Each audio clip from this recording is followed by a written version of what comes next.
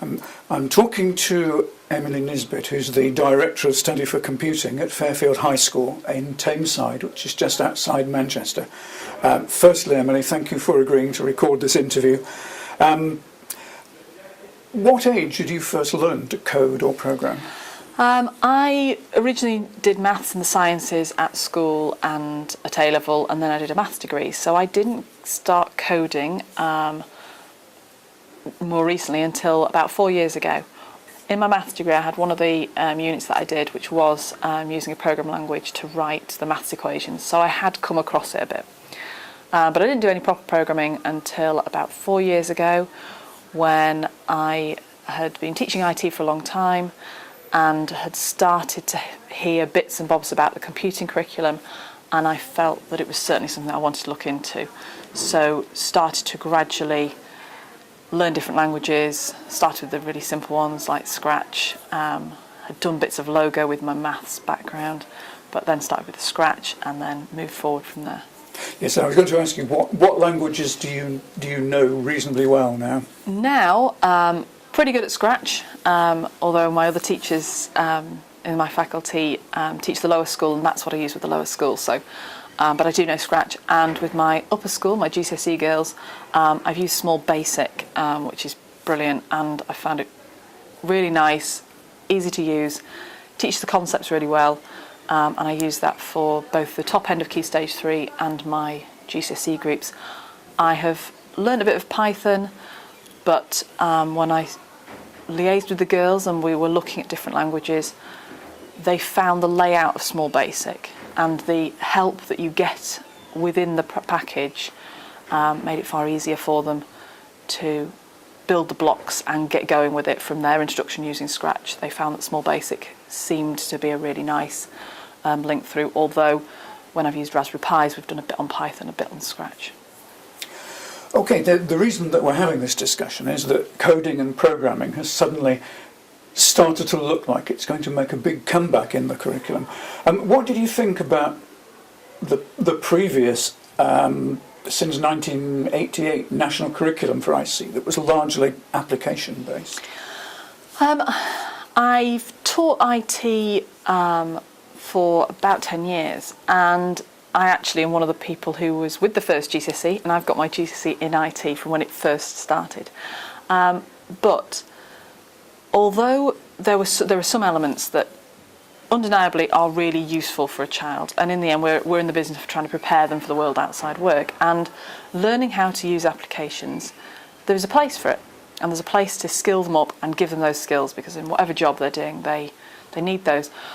But gradually the syllabuses for the ICT, and especially the vocational sides of it, which had come through, and they were so easy for a pupil to gain a very high qualification with the distinctions, and yet all they were actually doing was repeating skills that they had seen the teacher show them, and it got to the point where they didn't have any understanding and they weren't really using their brains, they were just copying.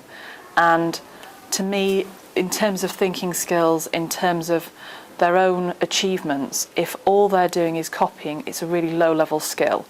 And I got to the point where certainly I looked at the course requirements and I knew that if I'd wanted to, I could have got an 11-year-old, probably an 8-year-old, to tick the boxes and achieve a top-end grade, because there was very few things that they had to think about and understand. It was more, can you do these? And the other sad thing is, because technology advances so much, you would equip them with the skills to use the application, but we all know that after 2 years, 3 years, the application, then you get a new version. So although you've given them skills, they are limited to a time span. So do you think that the current reforms, which are moving the curriculum in the direction of more coding and more rigorous computer studies, are going in the right direction? I think that the new schemes of work, the new framework, and the new national curriculum is doing a really good job at giving the pupils a qualification in a subject that they're all quite intrigued by, because they all use computers and they're intrigued by it.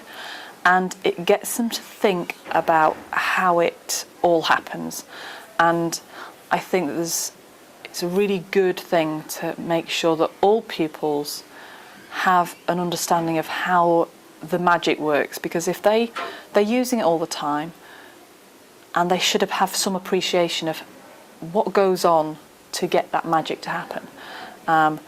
So yes, I think that there's lots of good content, and I think not all pupils will be interested in going all the way through all the programming and all the way into all the theory. But I think that there is really nice elements within the new curriculum that give them ideas and give them knowledge of how the computers work and space to think about what goes on and how it happens. And I like that because it gives them scope. If you could add or change something in terms of the new curriculum, would you? At the moment, I'm pretty pleased with the way the new curriculum is. The one thing that I hope schools will continue to do is, I do think the computing curriculum is good as it is, but I think that there still needs to be an awareness in education that pupils do need their application skills. And I think there is a point where if schools move too far into the just computing, some schools are kind of going, oh, well, I don't need to do any application skill teaching. And yet, actually, the pupils do still need to know how to use Word efficiently and effectively, and PowerPoint and Excel, because so many of their other course requirements to write reports, we all use Word and Excel. And I think that some schools and some of the curriculum, people are forgetting that there is a strand in there with that, and they're focusing on the other bits, and I think that has to be still recognised, and there should be qualifications that are noticing that is also a skill for some pupils. So it's really a case of not throwing too much away rather than adding or changing. Yeah, I wouldn't want to see, and I think the fear is that so many people are going programming, that they are forgetting that there is a strand in the new curriculum which does say IT skills. Yes, there's lots of time that you could spend on IT skills, but I think you need to slim that down, but make sure it's still an element so that pupils are still being taught the best methods, because it is something that they should learn to be efficient with their time. And if they're not taught and they just, oh, well, I can roughly get a PowerPoint together, it's not efficient, and it wouldn't be as effective as if they're taught the real skills behind the applications. Do you think it's coincidental that this move towards coding and programming has paralleled the appearance of the Raspberry Pi development computer? Or do you think this curriculum would have happened anyway, even without the arrival of Raspberry Pi? I think that there was a lot of schools and the education system in general was realising that lots of schools were using the IT as a buffer, and pupils were just getting 4 IT qualifications. So I think there was going to be a change somewhere anyway, because people were starting to realise that it wasn't working the way it was. But I do think that there was a point where they didn't know quite how to move it forward, and how to say you have to move it forward without there being something exciting and new. And I think the Raspberry Pi gave that something different, something exciting, something that is out there, that was then a really good device that can just inspire and get people to be creative. And suddenly lots of people being creative, and they were kind of realising that if adults get so much enjoyment, and people in general get enjoyment about being creative with a Raspberry Pi for not much money, then surely pupils of all abilities and all sexes and all the rest of it might actually find them as interesting as those people. So why not put it back into the curriculum, rather than the thought, I think, before the Raspberry Pi came out, which was, oh, well, programming's boring, dull, and you can't possibly get young children to do something that's so boring and hasn't got that escape. Now, the vast majority of teachers of ICT in the UK don't have a computer science background. How do you think they're going to cope with this rather more rigorous approach? I haven't got a computer science background, and I think there will be differences, just like you have differences in the quality of teaching as it is. And those who want to teach and want to teach well, I think will use the resources out there, and there are loads and there's so much support out there. Recently, when I've looked at the new computing curriculum in comparison to the changes in the curriculums in other subjects, the computing resources far outweigh other subjects because it's so new and there's so many groups set up that are on board to back you and to help you. And I think it's, although there's lots of people who haven't got the skills, there's lots and lots of people who've got the skills and are willing to help. And I think there's going to be some teachers who just go, I'm not changing, I don't want to change, I just don't want to move from IT. And if you're not willing to change and you're not willing to kind of take on the new curriculum, then some people will just have to teach other aspects of a subject. But I think there is so much help out there, and it's done in quite an exciting, enthusiastic way that actually once those teachers get in touch with the right groups of people, then they'll find it quite fun. And there's so many resources that instead of all the hard work being, you don't just have to learn it, you've got to make the lesson plans and all the rest of it, there's so many resources out there that you don't actually have to do that because the lesson plans are already there, the structure's already there. So it's not as hard as I think when you haven't started at all. You think, oh, it's this huge thing that you've got to do. But actually the resources are all out there. So once you've taken those first few steps, you very quickly get a full scheme of work. Now, a lot of academic writers, who, it has to be said, are mostly scientists and mathematicians, hold a view that coding is somehow natural and that children take to it willingly with little encouragement and need little support. How far do you agree with that view? I looked at this and thought, well, is it natural? Is it easy? Is it simple? But if you take programming down to its really basic steps of just solving a problem, because that's all it is. I've got 2 young children, and I had one of the Lego robots, and I had it at home, and they were looking at it, and they wanted to make it work, make it move, make it do stuff, and they were like, oh, how do I do that? And then they looked, and very quickly they worked out that to make it go round a corner, they had to get it to go forward and then to the side. So in terms of the programming and the theoretical aspects, they suddenly realised that, and without actually putting it into the box of programming, they enjoy solving problems. And I think children, whether it's climbing a tree, whether it's working out how to get a ball to get somewhere, whether it's riding a bike, they solve problems because everything's new to them. So young children do solve problems. So when you break down programming into the problem-solving aspects, I think young children are really intrigued and don't find it scary. They enjoy the challenge of solving problems and are much more willing to have a go and test things naturally, because everything they do is about, here's a problem, I can't get this to happen, so what do I do? Whether it's opening a bag, doing up a zip, everything to them is like a problem that they have to solve. They have to work out and they try, and our minds, I suppose, are kind of set up to do that, to get us through everyday life. And programming is just kind of an added on version of that. You've almost hinted at it, but what age do you think is right for children to learn coding, to begin to learn coding? I think some of the technical words, the technical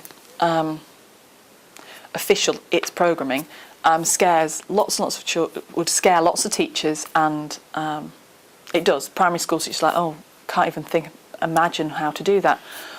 But actually the concepts and the first steps, I think, can go right the way down. You could, and I'm sure there's people who could walk into a nursery, preschool nursery, and they could give children very young children, a problem to solve, and those children would break it down into the steps. So you could say that it's from right at the very beginning. And is it accessible and equally appealing to all abilities, or do you think it's really something that only able pupils and children can do? I absolutely think that all pupils can manage to do certain elements, and they can get to a certain point. I think once you, for example, Scratch, where you've got lots and lots of nice, helpful user interfaces, all pupils, all abilities really enjoy doing it, and there are different achievement levels, but they do really enjoy doing it. I think once you get to a certain level, and once you get to the point where you have to start using text-based languages and are solving more complicated problems, I think that some pupils find that more difficult. Some pupils also don't like the fact that they've got to keep stopping and testing, and it's not just there. But I don't think that's specifically on ability. I think that's just some pupils have the mindset that they enjoy doing those sorts of things and others don't. Just like some children like to do biology and some children like art. It's not, I don't think it's specifically the most able should do it and the others shouldn't. I think that you have, some pupils will find the methods needed more something that they can adapt themselves to and others won't. And sometimes that's the patience and that's the thorough checking that some pupils don't have, whether that's the most able or the weakest. Do you think it matters which languages they learn, or do you see it for most children as simply abstract, about being about abstract ideas and thinking skills? I think sometimes the languages can make it more difficult or easier because pupils will engage more with different languages. And I've tried different languages and some people have gone, oh, I prefer this or I prefer that. But I think certainly up to the end of high school, so up to the sort of GCSE level, I think it doesn't matter which language you use, because the most important thing is that you get them enthusiastic about it and you get the concepts across. And that then gives them the ability to, if they love it and if they want to do it, they will go off and find the languages that they enjoy using, because I think it's personal preference, and lots and lots of programmers they will all say, oh, I prefer this or I prefer that for whatever reasons. And it doesn't really matter which one they prefer, because it depends on what job they end up doing or what tasks they've got to do.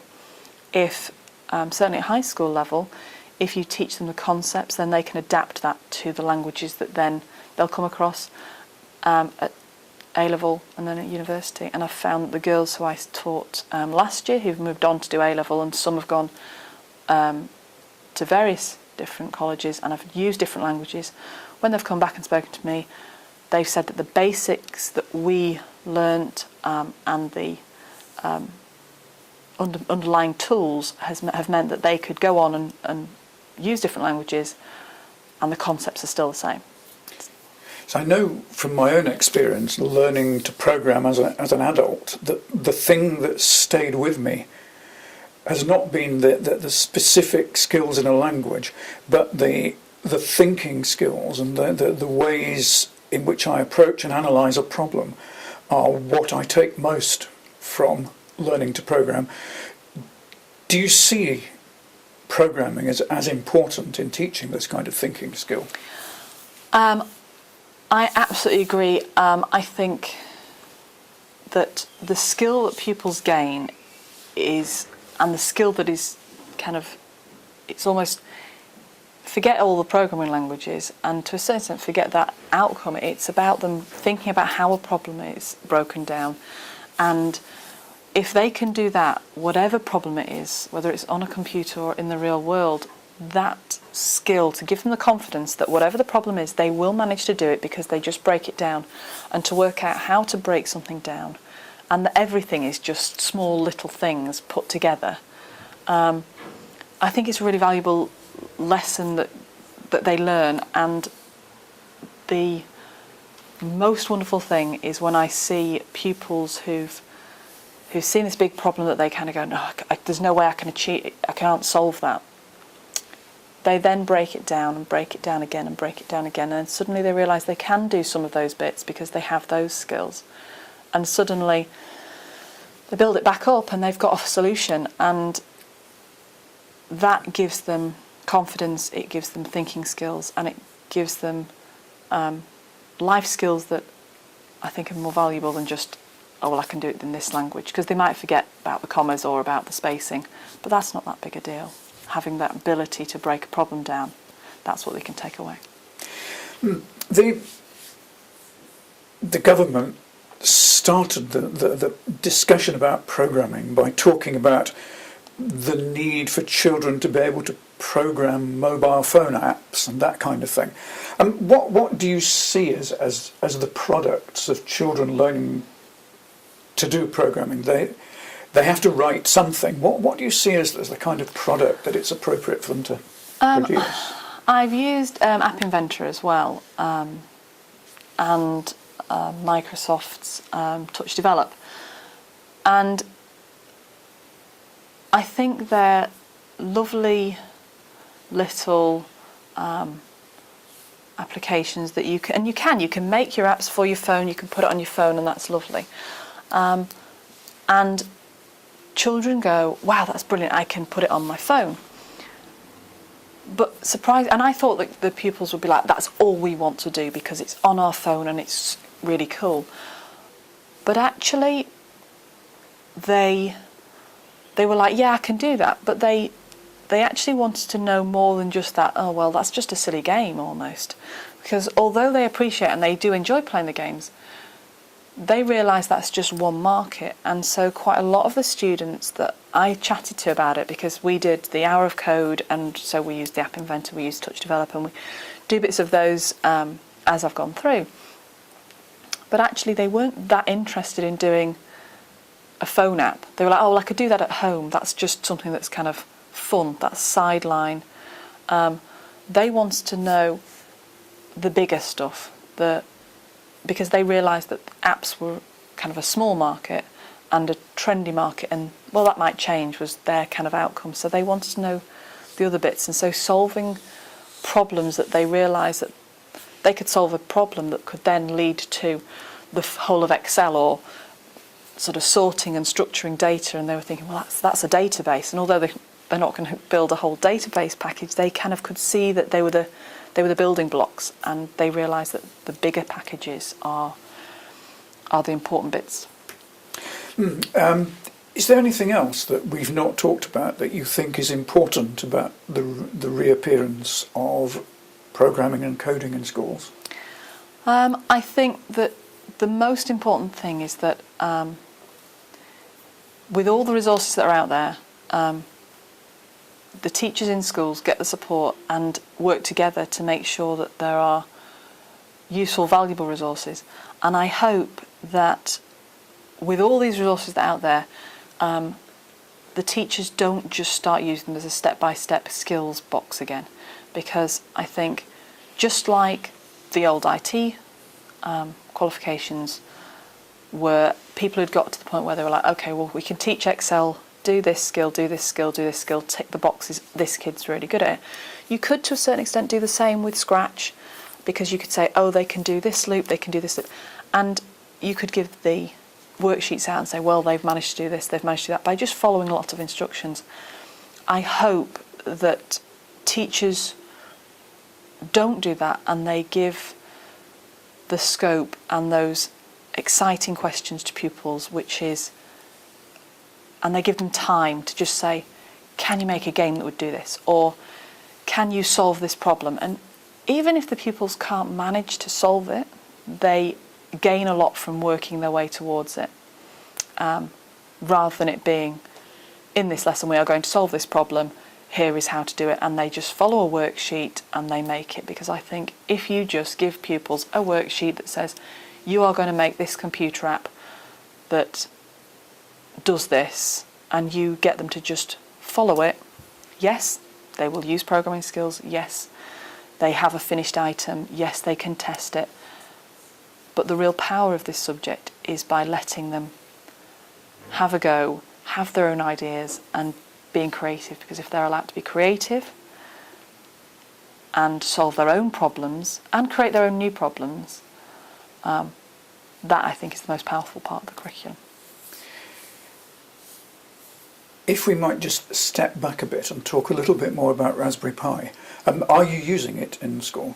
Yeah, we have, in the room we're sitting in, every single computer has got normal desktop computer, but then above it we've got USB hub, and the pupils have got a box and a few cables and the Raspberry Pi, so that the pupils can come in, and if I go, right, we're doing a Raspberry Pi lesson, they'll come in, they will unplug their monitor and their keyboard and mouse, and they will plug the Raspberry Pi monitor cable in, the keyboard, mouse, and they plug it all in, and through the USB hub they obviously get the power as well.